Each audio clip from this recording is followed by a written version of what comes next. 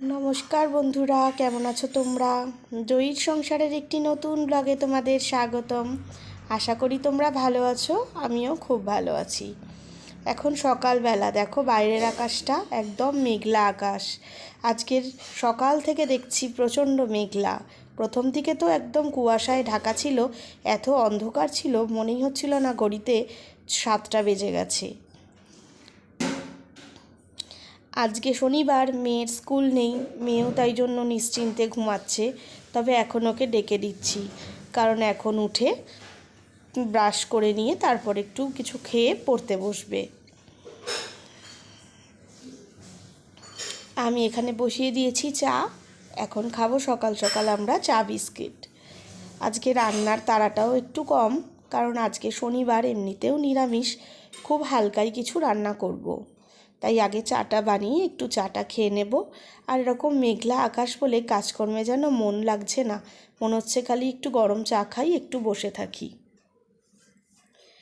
চলে এসেছি নিচের তলায়, নিচের তলায় আমাদের নিচে যে কাকিমা থাকতো নিচের ফ্লোরে, তাদের ফ্ল্যাট হয়ে গেছে, তারা চলে যাবে।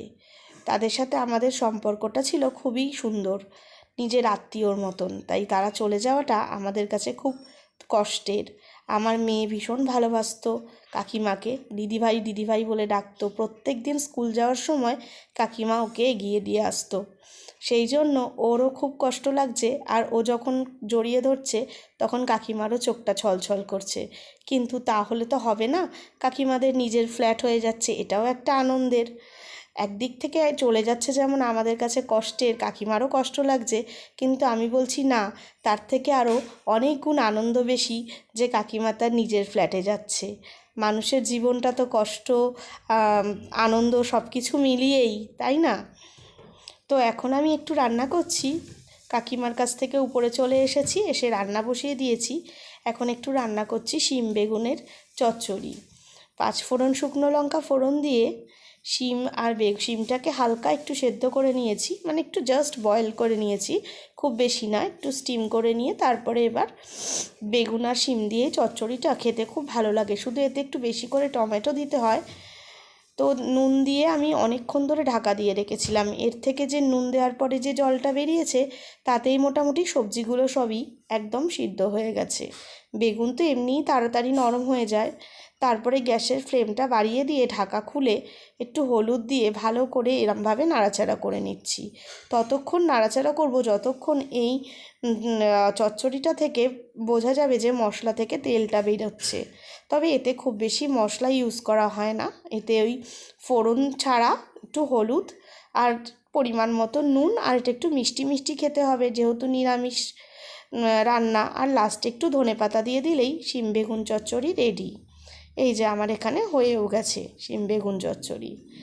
আগের দিন গ্রসারির সমস্ত জিনিস এসেছিলো, সেগুলো পাত্রে ঢেলে নিয়েছিলাম, তাই আজকে একবার কিচেনের এই তাকগুলোকে একটু মুছে নিচ্ছি।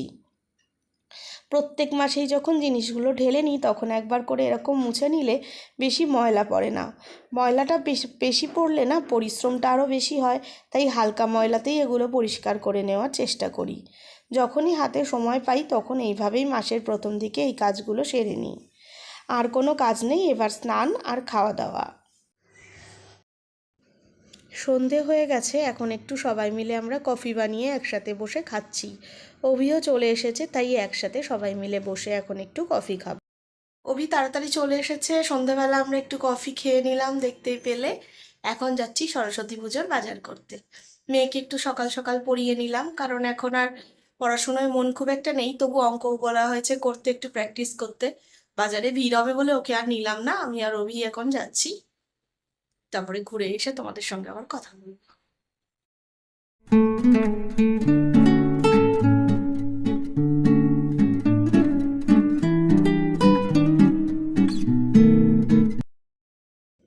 বাজারে যাওয়ার আগে এসেছি কাকিমাদের ফ্ল্যাটে।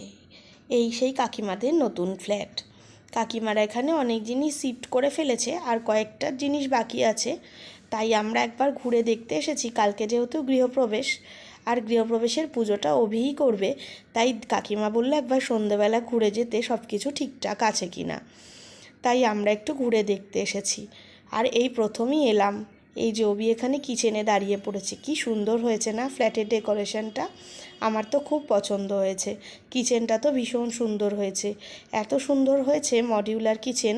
তো এত তাক, এত কিছু যে জিনিস রাখতে কাকিমার কোনো অসুবিধা হবে না। চারিদিক ঘুরে ঘুরে আমরা একটু দেখছি। লাইটটাও খুব সুন্দর হয়েছে, তাই না? এই যে এখানে বেসিন, তার পাশে একটা টয়লেট, আর এখানে ওয়ারড্রপগুলোও খুব সুন্দর হয়েছে। সমস্ত ইন্টেরিয়ারের কাজই খুব সুন্দর হয়েছে। চারিদিক ঘুরে ঘুরে আমরা দেখছি। তবে আজ বেশিক্ষণ আর থাকতে পারবো না, কারণ আমাদের আবার সরস্বতী পুজোর বাজার করাটা বাকি আছে। তাই কাকিমাকে বললাম যে আজ যাই, আবার একদিন, আবার তো কালকেই আসতে হবে। তাই তাড়াতাড়ি করে চলে এলাম। এই যে চলে এসেছি বাজারে। কি সুন্দর সুন্দর সরস্বতী ঠাকুর উঠেছে দেখো, দেখলেই মনে এত ভালো লাগে। তবে আমাদের তো যেহেতু পিতলের সরস্বতী আছে, তাই আমরা আর সরস্বতী আলাদা করে কিনি না। কিন্তু এই ঠাকুরগুলো দেখলে খুব মনে হয় যেন বাড়িতে একটা নিয়ে যাই। তো আমার এদিকে সমস্ত বাজার হয়ে গেছে। এখানে মিষ্টিটা নিচ্ছি, এরপরে চলে এসেছি ফুলের দোকানে। ফুলের মালাগুলোও আজকে বেশ সুন্দর লাগছে। এখানে ওই রক্তগাঁদা আর একটা চন্দ্রমল্লিকার এত সুন্দর মালা গাঁথা আছে। আমি অভিকে বললাম এই মালাটা নাও। সব বাজার করে আমরা বাড়ি চলে এসেছি। দুদিন পঞ্চমী আছে, রবিবার সোমবার। অনেকে রবিবারেও করবে, অনেকে সোমবারেও করবে বাজারে, তাই বেশ ভিড় হয়েছে।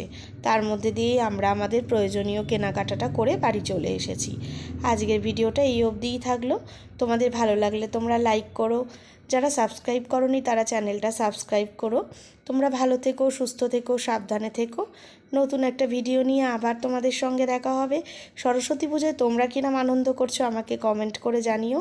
আজ আসি তাহলে,